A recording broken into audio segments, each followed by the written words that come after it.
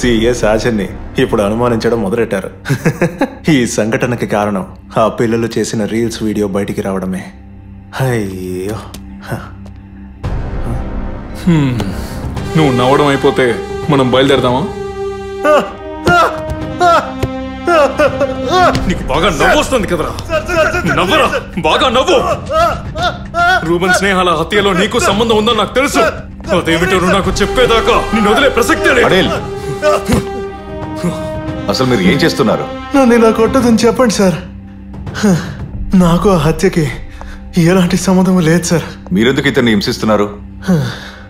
నేను ఇతని వైఫ్ ని ఎంక్వైరీ చేసింది ఇతని వైఫ్ మొబైల్ నంబర్ రూబన్ కాంటాక్ట్ లిస్ట్ లో ఉన్నందుకే కాదు, స్నేహ ఆ రోజు నాతో చెప్పిన విషయం నిజమా కాదని తెలుసుకోవడానికి.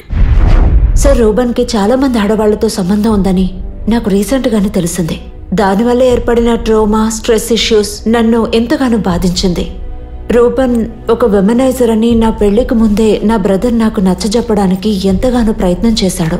కానీ ఆ రోజు పెద్దగా నేను పట్టించుకోలేదు. ఇది కొన్ని రోజుల క్రితం నా కారులో ఎవరో పెట్టి వెళ్ళిపోయారు.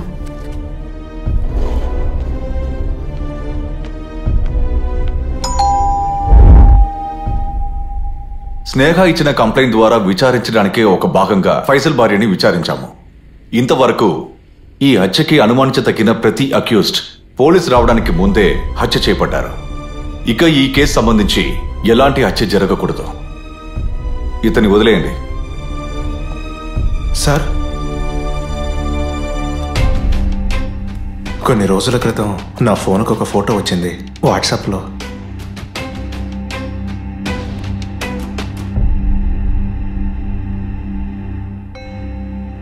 ఈ నంబర్ ఇంకా రౌడీస్కి వచ్చిన కాల్ నంబర్ ఎవరిదని వెంటనే కనిపెట్టండి. Okay sir.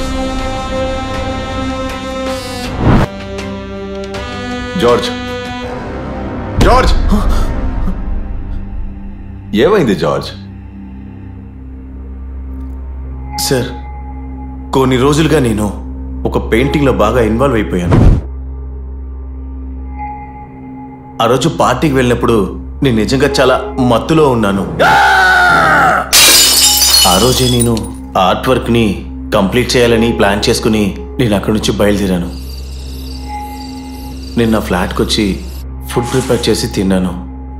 అప్పుడు నేను ఒక జాయింట్ ఓపెన్ చేసి ఒక స్టఫ్ని ఫిల్ చేసి ఆ పెయింటింగ్ ఒక ఫైనల్ టచ్ ఇద్దామని మొదలు పెట్టినప్పుడే పక్కన రూబన్ ఫ్లాట్ నుంచి ఏవేవో శబ్దాలు వచ్చాయి.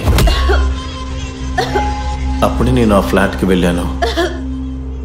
కానీ అక్కడికి వెళ్ళి నేనేం చేశానో, అసలు అక్కడ ఏం జరిగిందో అసలేం గుర్తులేదు సార్. నాకు నిజంగా నాకేం గుర్తులేదు సార్.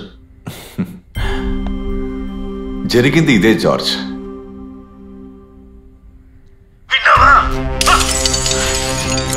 చూసి చూడనట్టు వదిలేస్తే మరి నెత్తికి కుదన్నాడు. ఇద్దరి అరుపులు బయటికి వినిపించాయంటే చెప్పేది నీకే. వెళ్ళిపో. చాలా రోజులుగా ఏదైనా చెయ్యాలనుకుంటున్నాను. నువ్వు ఎవరినీ చంపలేదని ఈ వీడియో ద్వారా తెలుస్తోంది. దీనికి సంబంధించి నీకు తెలిసిన విషయం మాతో చెప్తే నిన్ను వదిలేస్తాము. చెప్పు జార్జ్, రూబన్ ఫ్లాట్ నుంచి బయటికి రాగానే నువ్వు అక్కడ ఎవరితో మాట్లాడావు? సార్, నేను సార్ సార్ ఒట్టేసి చెప్తున్నాను సార్.